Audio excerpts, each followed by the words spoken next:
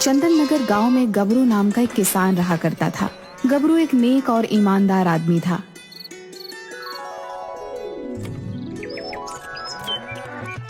एक बार सुबह सुबह जब अपने खेत में जा रहा था, तभी उसे एक पटाखे के फटने की आवाज आई। अरे वाह, अभी दिवाली भी नहीं आई और पटाखे देखो अभी से लोग जलाने लग गए। सही है, अपने अपने शौक हैं सबके। तभी गबरू देखता है कि सारे गाय भैंस उसके खेतों में भाग रहे हैं और उन्होंने सारे खेत की फसल को कुचल दिया और सारी फसलें नष्ट कर दी। हे भगवान, ये क्या हो गया? अब क्या करूंगा मैं? इतनी मुश्किल से तो कर्ज मांग के इस बार की फसल बोई थी। अब वो पैसे कैसे लौटाऊंगा? अब क्या करूं? हे प्रभु, आप ही कोई रास्ता दिखाओ। तभी सामने से उन्हें भोला मस्ती आते हुए दिखाई देते हैं और वह अपनी जेब में पटाखे रखते हुए गबरू के खेत के सामने से गुजरने लगते हैं। तभी उन्हें देख गबरू बोलता है, ये पटाखे तुमने जलाए अभी थोड़ी देर पहले? हाँ भाई, क्यों, क्या हुआ? तुम्हें पता है तुम्हारी वजह से मेरे खेतों का ये हाल हुआ है। तुमने जो पटाखे जलाए थे उन्हीं की वजह से ये सारे जानवर डर गए और इस तरह मेरे खेतों की तरफ भागने लगे। अरे अरे, कहीं का कहीं जोड़ रहे हो यार। ऐसा कैसे? तुम कैसे कह सकते हो कि ये सब हमारी वजह से हुआ है? हद है भाई। ज्यादा शरीफ बनने की कोशिश मत करो, समझे? मैं सब जानता हूँ, समझे? तभी वहाँ गांव का मुखिया पहुँचता है। अरे क्या हुआ गबरू, क्या बात हो गई भाई? आज क्यों भड़क रहे हो इतना इन दोनों पे? ऐसा भी क्या कर दिया इन्होंने? अरे मुखिया जी, अब आप ही मेरी मदद कीजिए। ये देखिए कितना नुकसान हो गया है मेरा। अरे बात क्या है, बताओगे भी? आज जब मैं आ रहा था तो मैंने आते वक्त पटाखों के जलने की आवाज सुनी और जब मैं खेत पे पहुंचा तो मैंने देखा कि पास के तबेले के सारे जानवर मेरे खेतों में इधर से उधर भाग रहे हैं और तभी मैंने इन्हें उसी तरफ से आते हुए देखा और इनके पास पटाखे भी हैं। आप चाहें तो इनकी जेब में देख सकते हैं। अरे तो भाई, हमने कब मना किया है कि नहीं है? बस हम तो ये कहने की कोशिश कर रहे हैं कि हमारा तुम्हारी फसल खराब होने के पीछे कोई हाथ नहीं है। हाँ, लेकिन तुम हो कि कुछ सुनने को तैयार ही नहीं हो।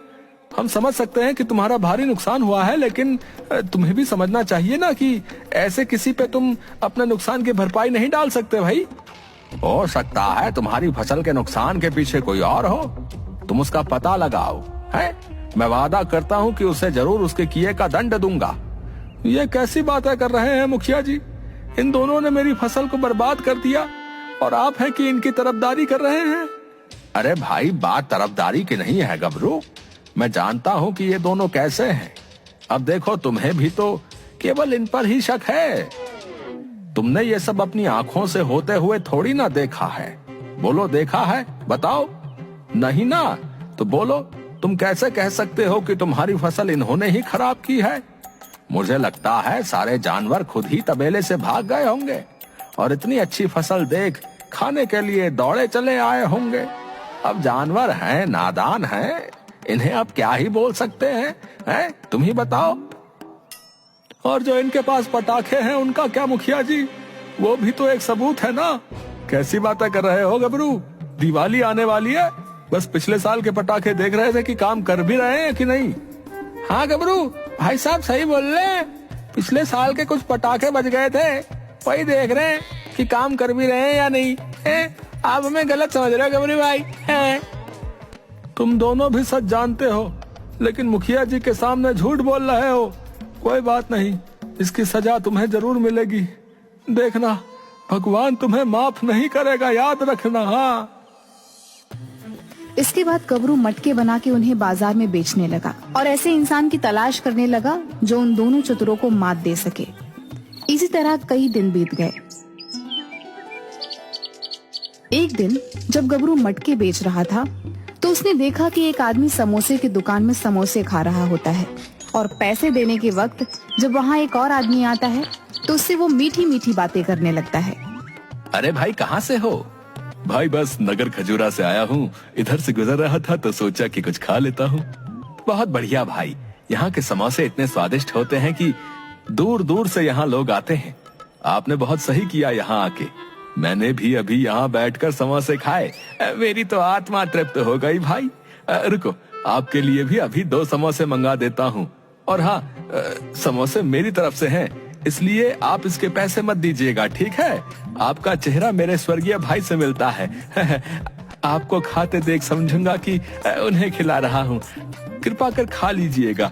रुकिए, अभी मंगाता हूँ। भाई 2 समोसे उनकी टेबल पर लगवा दो। और सुनो, पैसे वो ही देंगे, मेरे भी और उनके भी, समझ गए ना? मेरे बड़े भैया हैं वो। बड़े भैया आ रहे हैं समोसे, मैं जा रहा हूँ, बाकी आप देख लेना। ठीक है। इसके बाद सुकड़ा वहाँ से चला जाता है। अरे भाई, अभी क्यों जा रहे हो? भाई जरा जरूरी काम आ गया है, जाना पड़ेगा, लेकिन आप चिंता मत करिए,